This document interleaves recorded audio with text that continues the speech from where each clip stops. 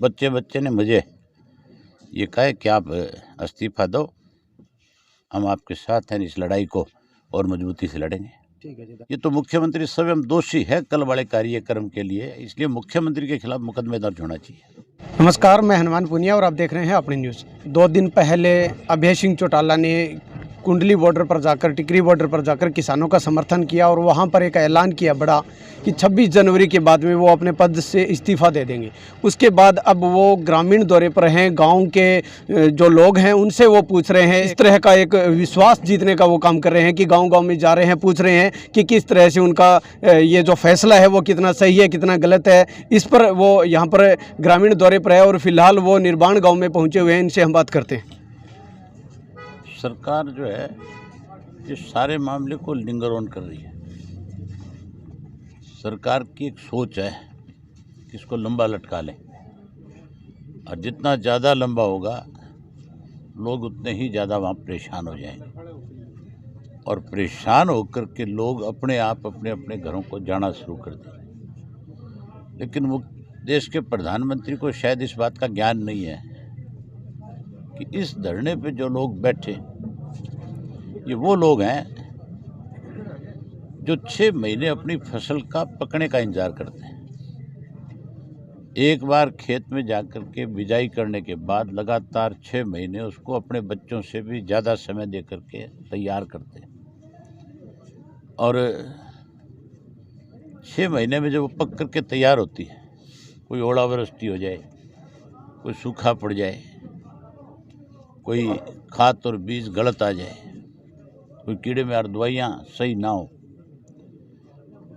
कोई आग लग जाए, अगर खड़ी फसल खत्म हो जाती है तो भी किसान विचलित नहीं होता। किसान फिर अगली फसल की तैयारी में जुट जाता है। ये तो किसान को विचलित करना चाहते हैं, और उनको ये पता नहीं है साल में 2 बार किस तरह के हालात से गुजरता है। तो किसान विचलित नहीं होगा। अगर जल्दी फैसला नहीं लिया सरकार ने किसान की बात को नहीं माना, तो चाहे कितना भी लंबा चले लोग पीछे नहीं हटेंगे।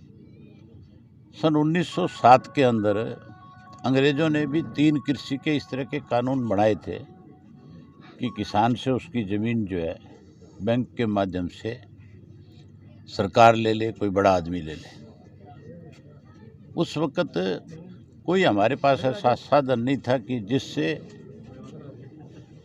एक दूसरे गांव तक, एक दूसरे व्यक्ति तक बात को पहुंचाया जा सके। तो छोटा मोटा साधन अखबार था या कोई रेडियो था। रेडियो भी गांव में कोई गिने चुने लोगों के पास होता था। अखबार तो गांव में जाता ही नहीं था, शहर तक सीमित था। तब एक आंदोलन चला था, पगड़ी संभाल वे जट्टा, और उस आंदोलन की अगुवाई करी थी सरदार अजीत सिंह ने, जो इसका सरदार भगत सिंह का, शहीद भगत सिंह जी के चाचा श्री थे।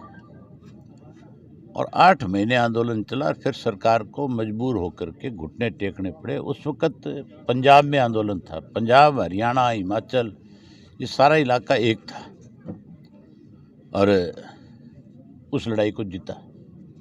हम अंग्रेज़ के घुटने टिका सकते हैं, तो फिर मोदी तो कोई बड़ी ताकत नहीं है, प्रजातंत्र है, तो तानाशाह थे। उनकी तो कोई बात विरोध करता था तो गोलियों से मार देते थे। अब गोली तो नहीं चला सकते। तो हर हालत में किसान के आगे सरकार को झुकना पड़ेगा। 8वें दौर की नहीं, चाहे बेशक 100 दौर की बातचीत कर ले, फैसला किसान के हक में होगा, किसान अपनी मर्जी से करेगा। आपने भी इस्तीफे की घोषणा की है 27 तारीख को, 26 तक आप देखेंगे। कितना दबाव आप मानते हैं आपके इस्तीफे के बाद? मेरा इस्तीफे देने के बाद मैं ये नहीं कहता कि मैं इस्तीफा कोई सरकार को दबाव में लेने के लिए दे रहा हूँ, ना मैं किसी पे एहसान कर रहा। मैं किसान के घर में पैदा हुआ। मैंने बहुत नज़दीक से देखा है कि किसान किन परिस्थितियों में अपनी फसल पकाता है। आज जो लाखों किसान बैठे हैं, अगर उनके साथ न्याय नहीं हो रहा, तो फिर जो अपने आप को किसान के बेटे कहते हैं, वो फिर विधानसभा और लोकसभा में क्या कर रहे हैं?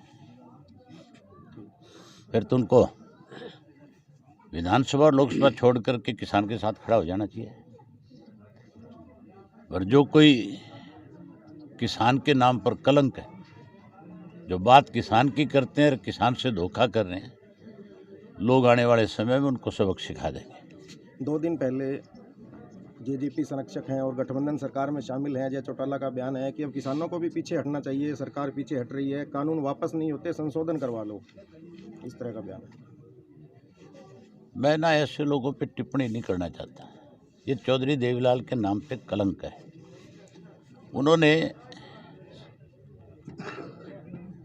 अपना जन्मदिन मनाते हुए पानीपत के इसराना में एक बात कही थी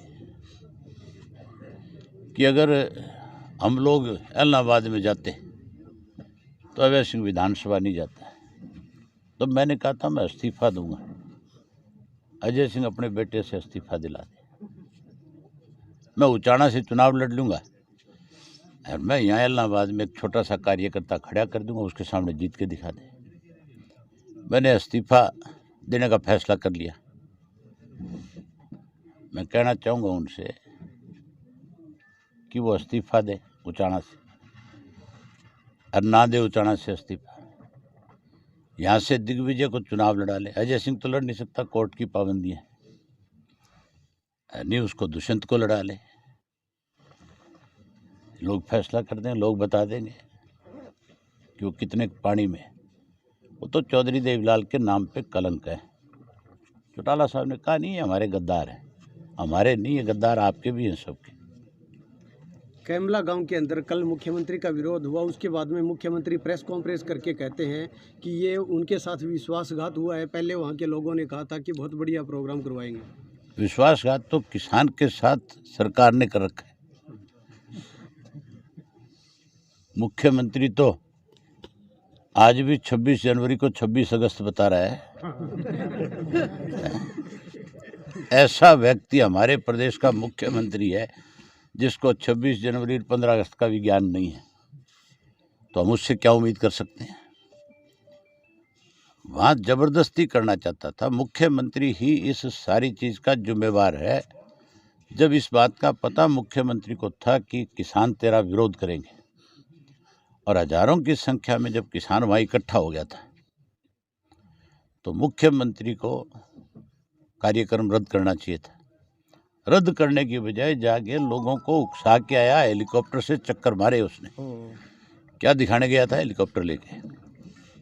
ये दिखाने गया था क्या भी मैं तुम्हारे सिर पे घूम रहा हूँ? फिर उतारा क्यों नहीं?